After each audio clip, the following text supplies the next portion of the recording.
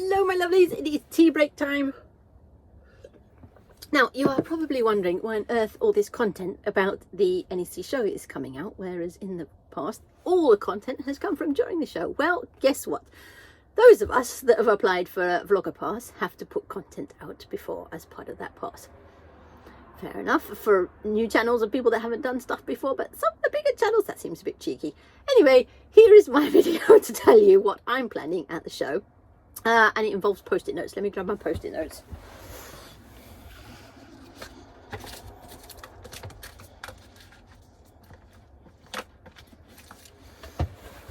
Right, notebook, pen, and giant pile of post-it notes. So, what I want to do is talk through how I plan for the show, what I want to look at specifically. I've got some ideas before I start this planning of what I want to do this year in terms of the videos that I put out, and that is that I want to do, I think I've mentioned this before, you know, I want to do a video on small family caravans. So, you know, I love the agility of not having a massively long, you know, 7-8 meter thing, 8 foot wide.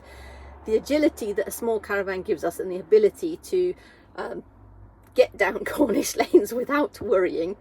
Yeah, Cornish lanes, Lake District lanes, Somerset lanes, Devon lanes. There's very few counties I've not driven down a lane in. Anyway, but the point for me is it's hugely de-stressing because I have a small thing on the back, so it mostly follows where I put the van, you know, and if the VW T6 goes through, then the caravan comes through quite close behind it, including over a couple of humpback bridges in the Lake District. That was quite traumatizing. Anyway, so I do need to stop waffling. Anyway, so one video on small family caravans. The smaller the better, and the agility that they give you. Obviously there are pros and cons. I will do a video about that at some point. And the other thing I want to look at is innovation in camper vans. So, you know, the whole ultimate multivan series is going on now, and I've done a huge amount of progress on that. There are millions and millions of videos to come because I want to cut each of the videos into focusing on one particular aspect of that van. But the other video I want to do for the NEC is go and look around the camper vans, but not just show you everything, show you the stuff that I think is most interesting and most innovative, because that's interesting for me. Sorry, being a bit selfish there. But what I'm going to do is go through the website for the show itself. So we're going to jump on the computer in a minute, and then you will see what's going on. Computer's here, by the way. And then make a list of what I want to see, and we'll have a plan for the show. So let's jump onto the computer. All right, here we are. Now this bit gets a bit boring and laborious. So what I need to do is go through each of the manufacturers, and I have a rough idea in my head of the sort of models that I want to see. And then put down a list of where they are. So I will get on with that and then come back to you in a minute.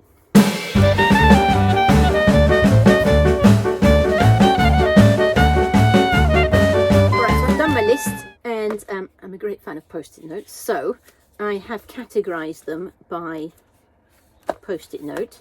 So I've got a list of caravans that I want to see. Do excuse my writing. You know, I was clearly destined for science or medicine, wasn't I, with writing that's that state. Thankfully nobody else needs to read it these days. Right, so I've got a list of caravans that I want to go and see, and I put the stand numbers down for each of those. And then I've got a list of sort of accessories and so on. And Bocamp are exhibiting this year for the first time, and I absolutely love Bocamp stuff. So, you know, their style is fantastic. They use a huge amount of bamboo and sort of grey linen look fabrics, and I just love that. Anyway, so Bocamp is on my list. And then I've done a list of the camper van video and finding things that are innovative. It's quite clear to me, I think, looking through that list, that I can't just decide what I'm looking at, and that's going to have to be a case of wandering around and seeing what's interesting when I get there. But I've got a whole load of accessories that I want to look at. So from a sort of selfish point of view, I've been toying with the idea for ages of having a wind out awning on the side of that multivan, and that could be Fiamma or Thule that supply that. But my huge concern about that, apart from the fact they're quite heavy, is how much it sticks up above the roof. And at the moment I can just about, it's, you know, brown trousers time, but I can just about get under 2 meter height barriers. I'm so glad I put the sunroof in, because whenever I go under it, I look out the roof. And actually, when I dropped the youngest son off at some scouting thing, I actually opened the sunroof, put my hand out, felt where the barrier was, and edged forward to make sure I wasn't going to scrape anything. Anyway, so from a selfish point of view, I need to go and look at how much height. Excuse me, that was the other camera stopping. I need to go and look at how much height that is going to add on to the van, to see whether, once and for all, whether that's sensible. And I want to go and look at red paddle. We've been kayaking for ages, and then on and off, the youngest always says he wants a paddle board, so we'll see whether it's a sensible investment. And the other exciting thing is that Kukuk, yeah, I think that's how you say it, Kukuk are exhibiting, and they make slide out boot boxes. And you know what's coming up in probably a few weeks or a few months time? Yeah, here's a sneaky peek. That's coming up. So I've made ours already, but the Kukuk thing looks really interesting, so I want to bring that to you. The other thing I have done is a few destinations I want to go and have a look at. So Utopia and a few other bits and pieces. I want to make sure I'm picking up their catalogues for when we might think about journeying a bit further abroad, maybe. I don't know. Anyway, I'm still trying to persuade the husband and the kids that they want to drive to Greece in the van, but they're having none of it at the moment. They just want to fly. The other thing that occurred to me while I was looking through the list of who's going to be there at the show is that I really should bring you a sort of alternative approaches type video. So, we've had a folding camper, we've had a trailer tent. Yes, in that order. It sounds a bit weird, but I'll explain all when we get to that video. And then we had a caravan. And each of those, I don't view it as sort of upgrading. Each of those offers something ever so slightly different and have pluses and minuses to all of them.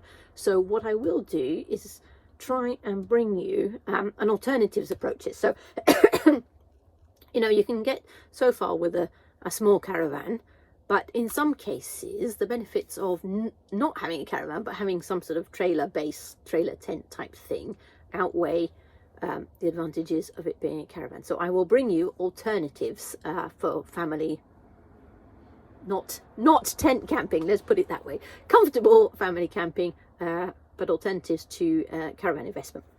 So that's the plan. So on my list there are Mink, Opus, the Pennine Pathfinder, Raclette and Trigano.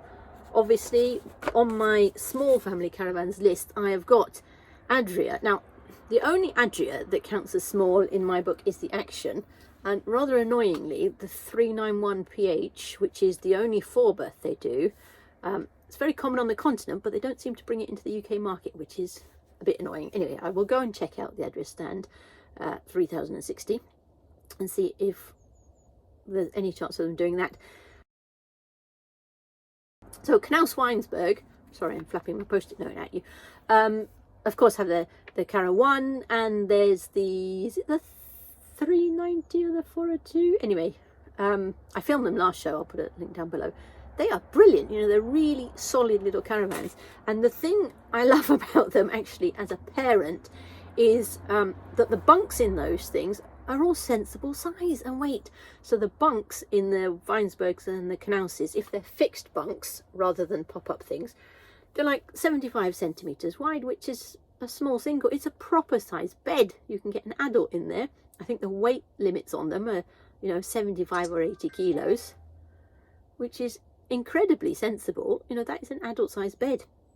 So you're not then limited, because the one problem we had when the kids were getting to sort of 11, 12 and so on, it was absolutely pointless to buy a UK caravan with UK bunks because they were 60 centimetres wide and had a 50 kilo limit on them or something. So, that was fine for one of mine who's built like a long distance runner, but the other one that's built like the entire Welsh rugby squad, is it the front line that's huge and solid? Anyway, I've got one of each, one very skinny lanky one and one very solid one. I couldn't get them in those bunks, so bunks were out for us when we were choosing ours. So Canal Swinesburg, we will go and look at the Ariba Tourings because they make decent 3-berths, and you can get a bunk, a reasonably sensible bunk that sits in this front portion here that sort of fits by hanging straps onto the roof and so on. So that is doable. I don't think I'd advise it with teens, but certainly for little ones, it's workable. We'll go and look at silver caravans. That's the ones that have the hard-sided pop-up tops. Eldest Explore. There are some great little lightweight things in there, which are really good. Of course, Bailey have their Discovery range. I love the D3. The D4 is a bit long and conventional, and so that doesn't really float my boat. But the 2 and the 3 are perfect. The 2 is no go for a family, really, but the 3 is, I think, possibly the perfect combination. If they'd have managed to get a bunk in there somehow, it would have been even better. But I think the 3 is brilliant. I did want to see the Base Camp 6. It's not obvious where that will be. Hopefully one of the dealers will have one on their stand, but there's no way to find it from this point in time. Now, what I would do at this point is take all of these sort of lists of things that I want to go and see, get all the stand numbers, print out the map. Yeah, I know I'm a technophile, but I still, some things are still better done on paper. So print out the map and then work myself out a little route to walk around the halls, because otherwise you get in there and you get completely lost. You know, believe me, if you're 5 foot something and there's all these huge motorhomes and caravans around you, it's even worse. You feel like a tiny little ant. Anyway, there's no map out yet. Hopefully there will be before the show, because I find that incredibly useful to work out which door I need to go in to get straight to what I want to see, and then the route around there. So that's my plan. A video on small family caravans, agile touring, and then another one on whatever the most innovative stuff is and interesting and eye-catching that I can find.